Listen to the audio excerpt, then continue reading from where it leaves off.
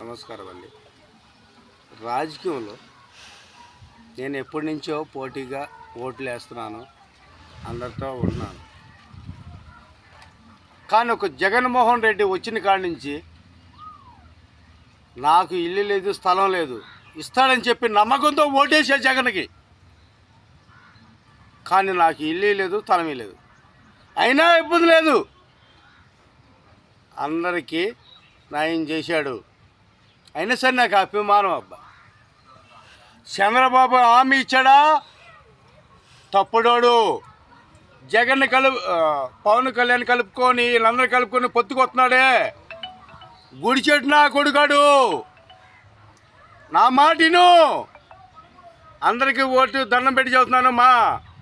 అందరూ జగన్ మోహన్ ఓటేయండి, మనందరం బాగుపడతాం. ఎవరికి